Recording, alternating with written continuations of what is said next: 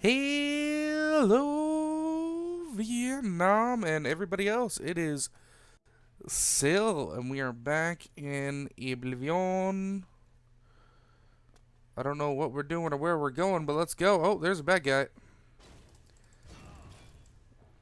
I almost forget where we were. No, we did that like completely abandoned place that just had animals,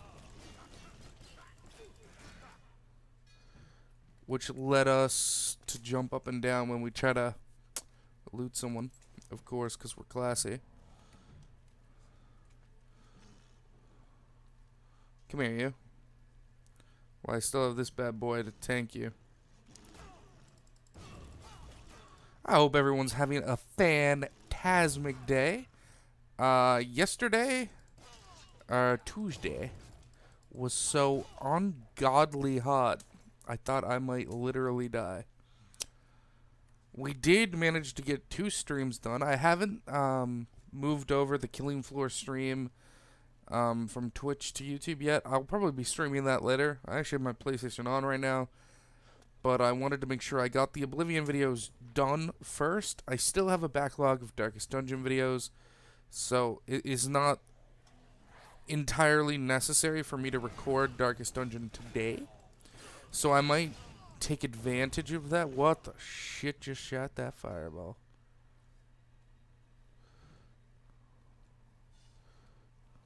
Okay.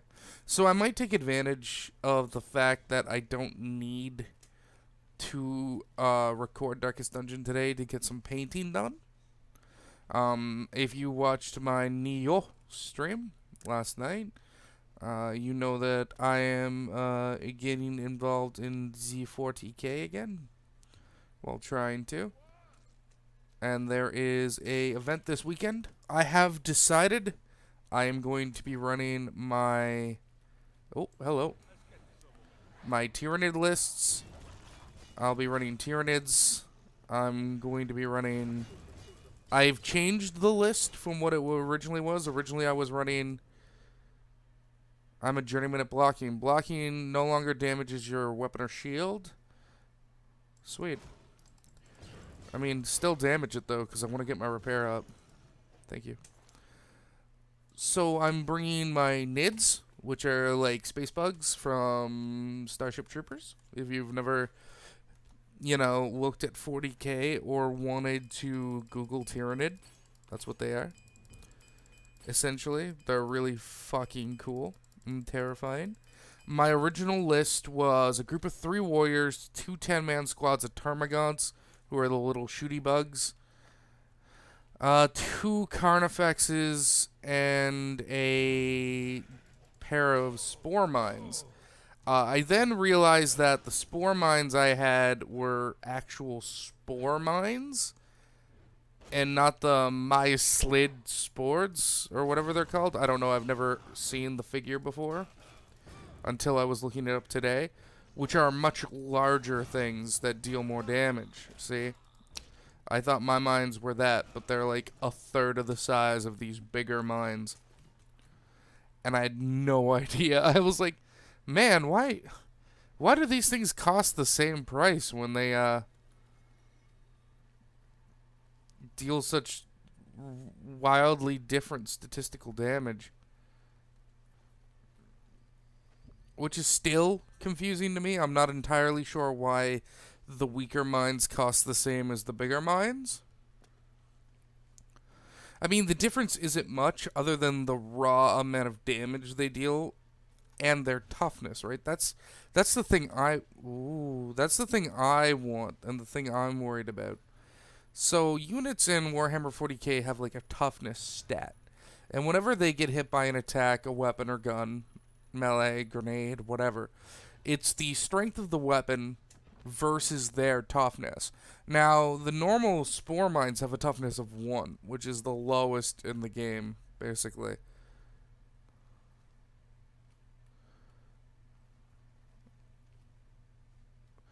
Which means they just die, right? If they get hit, pretty much anything but a 1 is going to kill them. I keep jumping.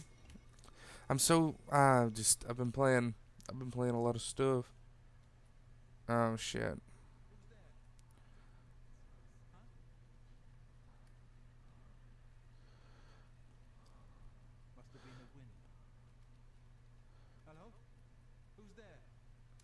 Alright. Why are you going invisible? Oh, you're hedge wizards. No, I want to fight the wizards.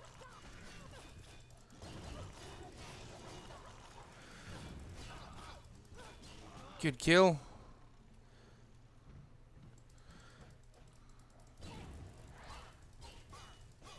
You should be dead. Good job. We actually broke his boots. That sucks.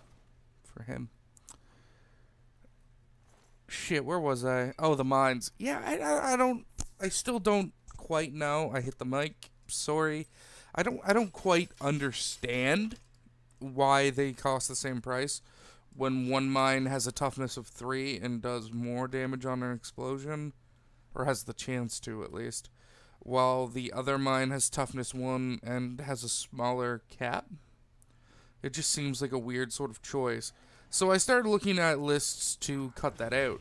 Now, if I just cut the mines out, I would only have 2 power points to play with, which would get me a group of Ripper Swarms, which I'm not... Good fucking kill, man. I'm not honestly that enthused about Ripper Swarms. Like, you have to roll like a 5 up to hit, like, almost always. They're like 5 ups to hit, and they deal like 1 damage.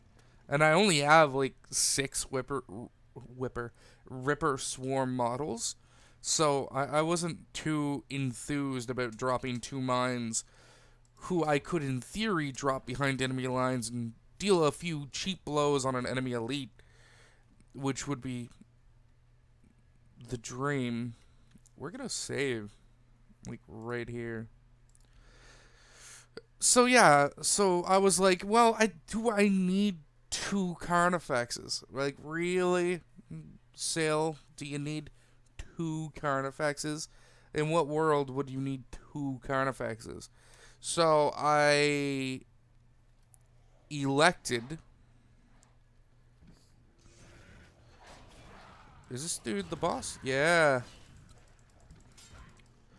So I elected to drop one of the Carnifexes. Like, this all has been, like, just constant theory crafting, which is part of what I love from the game. I love making armies and coming up with cool things.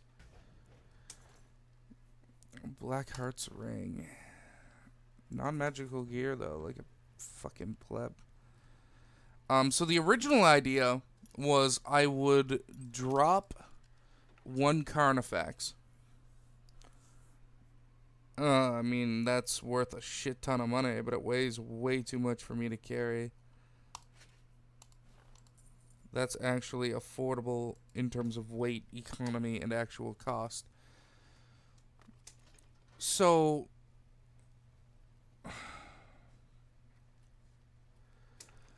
yeah, so I considered dropping 1 Carnifex for a second 3-man squad of warriors, like my HQ choice. Warriors better still count as HQ choices, or I'm fucked. Oh shit, I don't actually know if they do.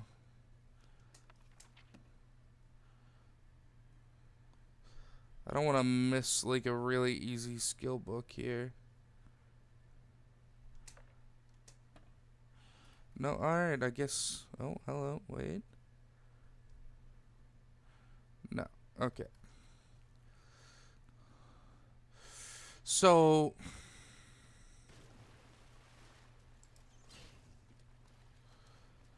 that was my original plan. Take another group of 3 warriors, drop the Carnifex of the 2 mines, and then take a 20-man squad of Termagants, which I honestly don't think I'd be able to do figure-wise.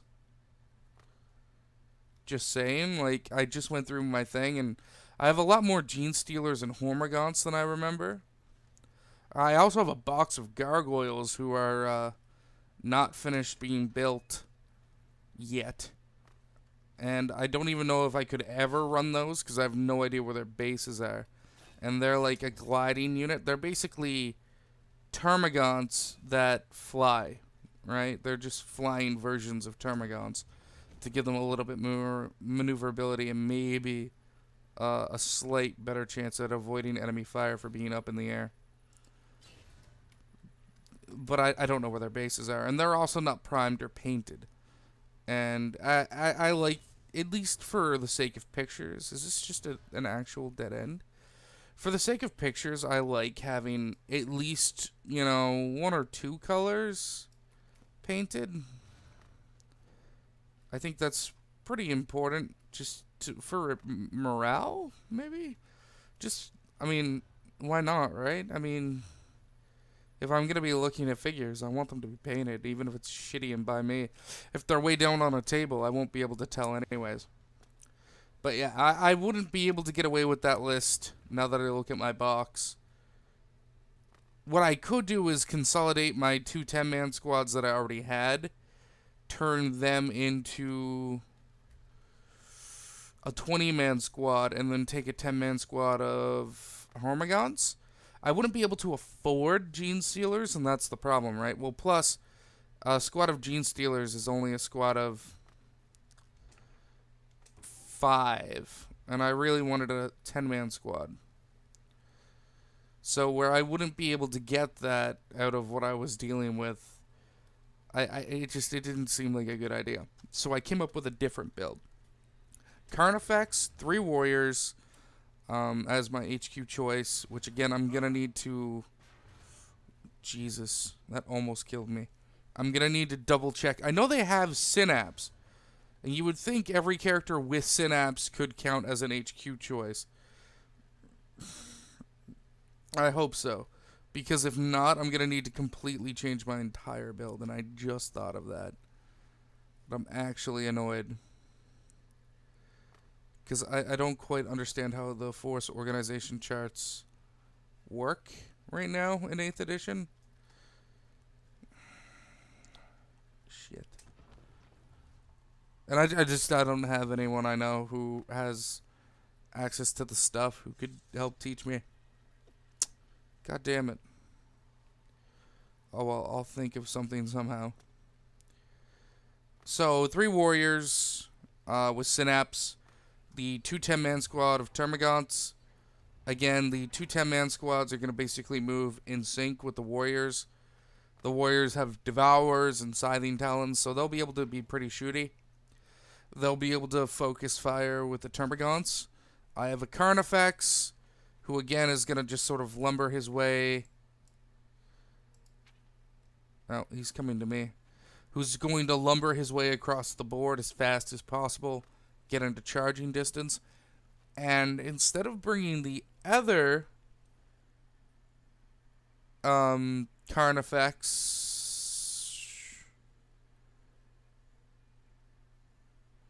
and mines, I'm bringing a Trigon. I actually need to double check my prices again. I'm sorry. We'll be talking. Wait, do I need to wait for him to actually get there? Was me doing that solo wrong? Because if so, our next video is just going to be following this stupid NPC to trigger that. And then I'll fucking do it. If I gotta sit through it, you gotta sit through it. Fucking motherfuckers ain't getting away with this. I'll cut you. Sorry, my language went a little off there. I'm literally following you. Azani Black. We'll be talking. Can I wait and you'll move?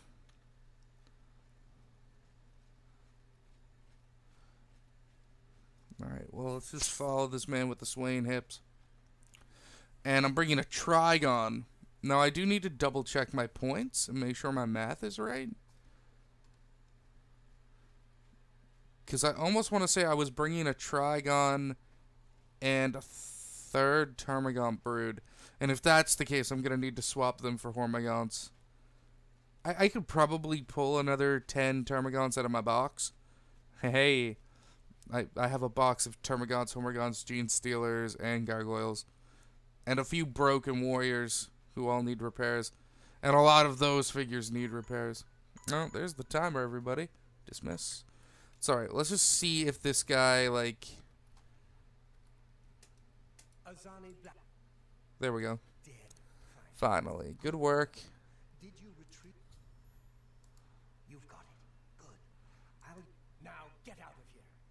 going to head back to Corn. Okay. Your accomplishments are impressive. Because of this. Sweet. Sir. So yeah, we just need to go back to Corholio.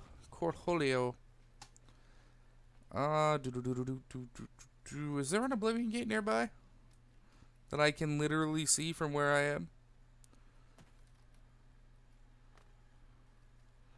I don't see one. Damn, I was gonna run through it for y'all in the next video. Alright, well, we'll be back next time on Dragon Ball Z. This has been Selenonel, checking out.